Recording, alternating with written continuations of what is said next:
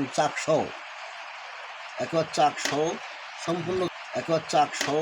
সম্পূর্ণ চাক সহ মধুটা দেখেন কীভাবে রসালো এবং সুন্দর একেবারে প্রাকৃতিকভাবে আল্লাহ তাআলা যে সৃষ্টি সেটা প্রাকৃতিকভাবে আপনারা দেখেন। এবং এখানে প্রায় 10 কেজির মতন মধু রয়েছে, একটা চাক ভেঙে আরও মধু রয়েছে আমার পাতিলে। দেখেন আরও আস্তে আস্তে চাক রয়েছে, চাকের ভিতরে সব মধু রয়েছে। মানুষে 1 নম্বর জিনিস পায় না, এটা ভুল ধারণা। 1 নম্বর জিনিস এখনও আছে এবং ভবিষ্যতেও থাকবে ইনশাল্লাহ। এটা আমাদের মধুটার রেটও একটু বেশি, এই কারণে সলিড জিনিসটা আমরা আমাদের কাছ থেকে মানুষ পেয়ে থাকি। আসসালামু আলাইকুম, সবাই কেমন আছেন? আমরা প্রাকৃতিক দৃশ্য দেখার জন্য সুন্দরবন এসেছি। এই যে আমরা নদীর ভিতরে, এবং আস্তে আস্তে আমরা সুন্দরবনের ভিতরে ঢুকে গিয়েছি। আস্তে আস্তে কিন্তু আপনাদেরকে আমরা দেখাবো সেই চাকের মধু ইনশাআল্লাহ।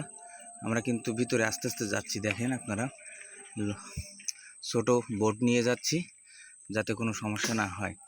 তো আপনারা আমাদের ভিডিওটা দেখতে থাকুন এবং যদি ভালো লেগে থাকে অবশ্যই শেয়ার করবেন। আর আমরা আস্তে আস্তে আপনাদেরকে দেখাবো সেই কাঙ্ক্ষিত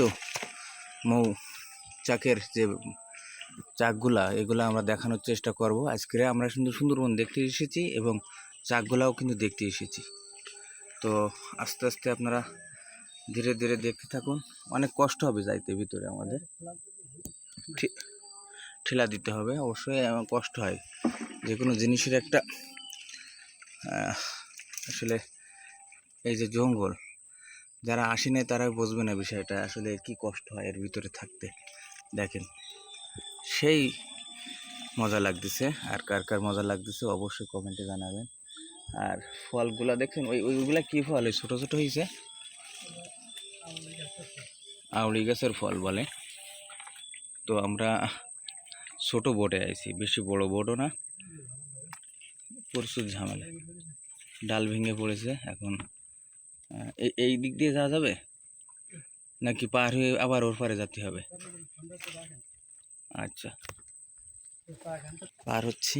আমার কাকু খুব কষ্ট করে আমাদেরকে পার করতেছে। এই যে দেখেন, খুব আসলে তারাও তো প্রতিনিয়ত এইগুলা করে বলে তাদের কোনো সমস্যা হয় না। তো আসলে আমরা খুব মজাই পাচ্ছি, অনেক কষ্ট হচ্ছে। এবার আমরা চাকের কাছে চলে এসেছি, প্রায় বোট এসে গেছে।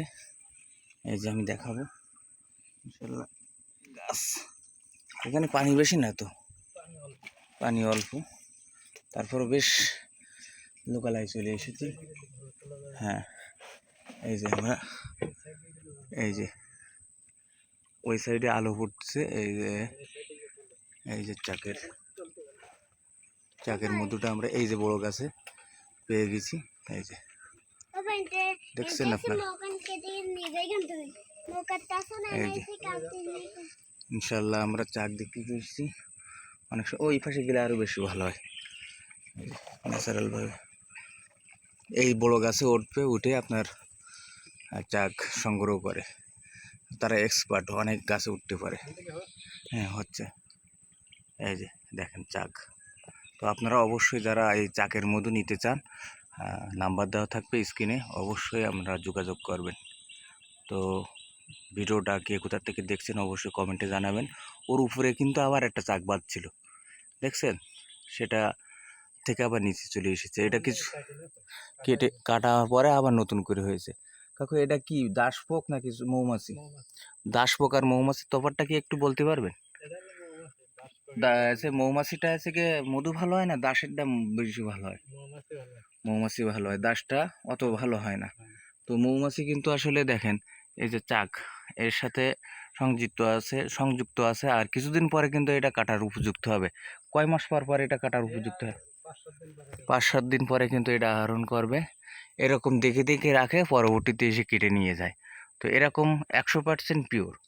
যদি আমরা পিওর থাকি, মানুষ সত্য, সব সত্য। ভিজালে অনেকে দেয় যারা অতি তাড়াতাড়ি বড় লোক হতে চায়। তো আসলে আমার হবি ভাই আসলে 20-30 বছর এই মধুর সংগ্রহ করতেছে। আল্লাহর রহমতে এই পর্যন্ত কোনো রিপোর্ট পাইনি। তো অবশ্যই আপনারা নেবেন। ভালো থাকবেন সবাই। আসসালামু আলাইকুম।